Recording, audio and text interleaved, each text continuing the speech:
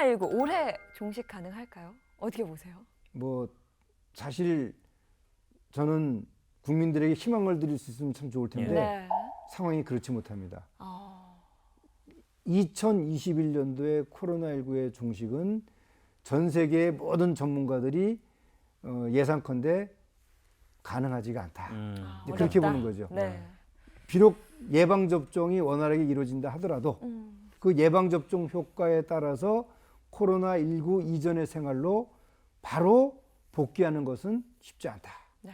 그리고 적어도 한 1년여 기간 동안은 이 예방접종의 효과를 관찰하면서 실제 얼마나 많은 환자가 줄어드는지 또 사망자는 얼마나 줄어드는지 이제 그런 걸 이제 관찰하는 상황에서 우리가 2020년 1월 20일 이전의 상황으로 돌아갈 수 있을지에 대한 그런 예측이 가능하다 이렇게 보고 있습니다. 네. 근데 현재는 그 코로나19 신규 확진자가 3,400명대 계속 나오고 있잖아요. 네, 네. 지금은 단계로 봤을 때는 어느 정도의 단계라고 보세요? 뭐 사실 이제 우리가 그 유행이라는 이 용어를 이제 쓸 때는 네. 우리가 이제 1차 유행, 2차 유행, 3차 유행 이렇게 좀 표현하고 있지 않습니까? 네. 그러니까 현재는 이제 작년 11월 하순부터 하루에 1,000명까지도 환자가 발생했던 그런 3차 유행이 지속적으로 지금 유지가 되고 있는 상황으로 이제 보고 있어요. 보셔야 돼요. 왜냐하면 적어도 이런 유행이 좀 그 가라앉는다라는 표현을 쓸 때는 현지 3,400명, 500명 정도의 수준에서 적어도 200명대 이하고 그렇게 떨어져야지만이 이제는 이 질병을 3차 유행에서 어느 정도 좀 통제하는 수준으로 우리가 진입했다 이렇게 표현을 하는 건데 아직까지는 11월 하순 이후에 3차 유행이 계속 유지가 되고 있다. 이제 이렇게 보셔야 될 것 같아요. 네. 이게 참 300명대로 좀 내려서는가 싶으면은 며칠 있으면 다시 400명대, 이제 500명에 육박하고 막 이런 게 계속 반복되면서 네. 과연 이게 이제 동선 파악이나 마스크만으로는 좀 어려운 부분이 이제 사각지게 나온 게 아닌가. 이제 그런 부분으로서 이제 무증상 감염자들이나 그렇죠. 누구한테 옮았는지 모르는 사람들 네. 이게 이제 사각지대로 보이거든요. 요걸 이제 잡지 못하면은 결국에 이제 백신 접종이 다 이루어질 때까지 요 3,400명대가 유지되는 게 아닌가. 이제 자영업자들이나 네. 소상공인들은 거기서 이제 답답함을 느끼는 거죠. 맞습니다. 예. 사실 지금 이게 그동안에 어떤 감염병이 유행을 했을 때 증상이 있는 사람들을 우리가 다 찾아내서 검사해서 격리하는 게 기본적인 룰이거든요. 네. 기본적인 규칙이에요. 네. 그런데 이 코로나19는 안타깝게도 증상이 없는 사람들이 전체 감염자 중에서 무려 40%나 차지한다는 게 그래요. 이 감염병을 통제하는 데 있어서 많은 어려움을 주고 있는 거예요. 네. 사실 초기에 말이에요. 40%의 무증상 감염이 있다는 발표를 듣고요. 전 세계의 많은 전문가들이 믿질 않았어요. 그러니까 중국에서 처음에 이제 이 환자를 진단을 해보고 관찰을 해보니까 무증상 감염이 있다라는 발표를 했는데 초기에 많은 전문가들은 그 중국 정부의 발표를 믿질 않았습니다. 근데 실제 환자들을 그 진료하는 과정에서 보니까 무증상 감염자가 생각했던 것보다 훨씬 더 많은 포션을 차지하는 걸 알게 됐습니다. 그러니까 우리나라에서도 당시 통계를 쭉 분석을 해보니까 40%의 무증상 감염이 확인이 됐습니다. 근데 이 비율은 지금까지도 꾸준히 그 비율을 유지하고 있어요. 네. 그렇기 때문에 그분들이 어디서 어떤 사람들과 만나느냐 또 어떻게 이 바이러스를 전파시키느냐 그걸 모르니까 네. 사실상 완전하게 통제하는 것이 어렵다라는 거죠. 이제 그런 면에서 방역당국이 이 현재 환자 발생 500명 수준을 그 이하로 낮추는 상당히 시간이 많이 걸릴 수밖에 없다. 이렇게 보는 겁니다. 전문가들이. 참 의아한 것이 이게 어쨌든 감기고 네. 지독한 바이러스의 감기 아니겠습니까? 그렇죠. 아무리 면역이 있고 본인이 이제 건강한 사람이라 할지라도 감기면 뭐 콧물이 난다든지 네. 목이 아프다든지 뭐 몸살 기운이 있다든지 뭐라도 네. 하나는 있는데 네, 네. 이걸 못 느끼는 겁니까? 아니면은 전혀 없다고 봐야 됩니까? 사람들이 여기에 대해서 좀 헷갈려 하시는 것 같아요. 그러니까 못 느끼는 경우와 예. 전혀 없는 경우가 공존합니다. 공존한다. 그렇게 보셔야 되는 거예요.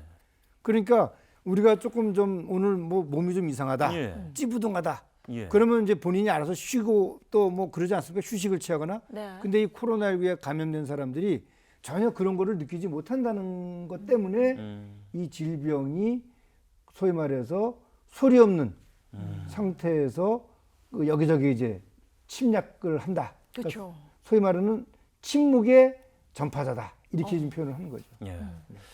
저희가 이 코로나 사태 동안 명절에도 이제 이동을 좀 자제해 줄 것을 부탁하고 친족들도 못 만나던 그런 시절이 있지 않았습니까? 네. 그거보다는 조금 완화됐습니다만 문제는 이제 또 날씨가 좋아지고 봄철이 되는데 지난해에 이어서 올해도 이제 벚꽃 축제나 뭐 꽃 축제들은 이제 전면 모임은 금지가 됐습니다만 네.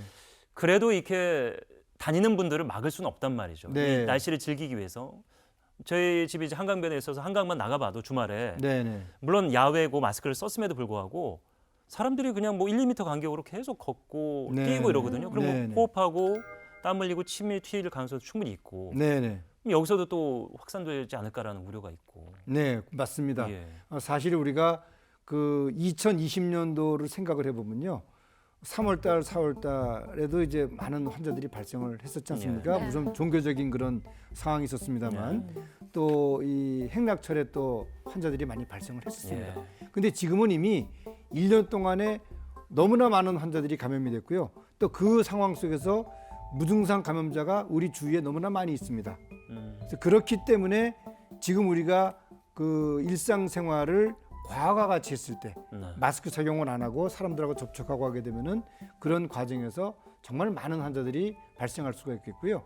또 오히려 지금보다도 지금이 한 500명대, 300명대 네. 그 사이로 왔다 갔다 하더라도 더 환자가 늘어날 수 있는. 그래서 전문가들은 4차 대유행을 지금 우려를 하고 있는 거죠. 그러니까요. 네. 네. 그래서 그런 상황이 올 수가 있다는 점을 우리 국민들이 좀 이해를 해주셔가지고 조금은 좀 답답하고 힘들더라도 마스크 착용을 늘 일상생활하시고 그리고 또 손 씻기 그리고 가능하면 불특정 다수와의 만남을 최소화하는 것이 이 코로나 현재 유행 상태를 보다 빠른 시기에 좀 최소화하는 그런 것들을 우리가 예측할 수 있다고 보셔야 되겠습니다. 네, 막 날 따뜻해지고 꽃들 막 흐트러지게 피고 이러면 사람이 설레고 나가고 싶잖아요. 그렇죠. 예. 지금이야말로 꾹 참고 좀 모두를 위해서 지켜야 될 때가 아닌가 싶습니다. 예.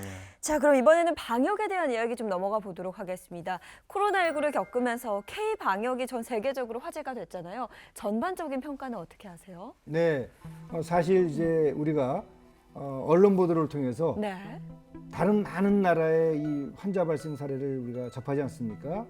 뭐 미국이나 유럽 쪽에서는 뭐 하루에 수십만 명, 수만 명까지도 발생을 하고 또 이웃 나라인 일본도 우리가 할 때 일본은 세계에서 가장 그 위생적인 나라고 또 국민들이 정부의 어떤 지시를 잘 따르는 네. 그런 나라라고 이해를 하고 있는데 일본에서도 이 코로나19의 환자 발생 비율이 2,000명 상태를 늘 지금 유지하고 있단 말이에요. 완전히 오해였어요. 저희가 그렇죠. 일본에 대한 네. 청결의 나라, 뭐 네, 보건의 나라, 어. 그리고 말도 안 되는 국민성 이러고 다 안 맞는 것 같아요. 어떻게 보면 요번에 이번 사태 코로나19를 통해서요. 보면. 예. 우리나라하고 비교를 해보면은 예.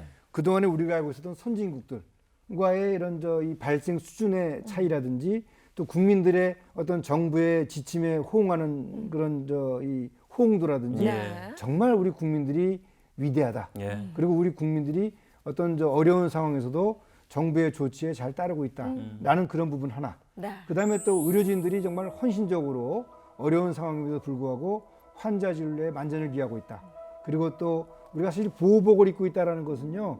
일반적으로 볼 때 노동 강도가 그렇지 않을 때보다도 한 3배에서 4배 정도가 힘들다고 합니다. 네. 그런 상황에서 24시간 그 환자들에 대한 진단이라든지 치료 이런 것들을 할 수 있다는 점. 그리고 또 신속하게 진단할 수 있는 점. 네. 이런 모든 점들이 현재의 K-방역을 우리가 느끼게 해주는 아주 우수한 사례였다. 저는 이렇게 보고 있고요. 또 하나 또 우리가 갖고 있는 장점 중에 하나는 물론 이게 그 환자의 정보 공개라는 부분 사실상 선진국들은 이런 부분들에 대해서는 쉽게 동의를 하지 않습니다. 그러나 우리 국민들이 메르스 때 워낙 그 이 정보 공개가 되지 않았던 점들 때문에 이 감염병 환자에 대해서만큼은 그 환자의 여러 가지 이동 동선이라든지 네. 접촉자에 대한 것들을 알기를 원해요. 그래야 자기를 보호한다. 그래서 그런 점을 법으로 뒷받침해서 그런 점들이 바로 파악이 되고 그런 사람들을 이제 접촉자 관리를 하면서 격리하는 그런 모든 점들이 우리 K-방역의 하나의 사례다. 그렇게 보시면 좋을 것 같습니다. 네.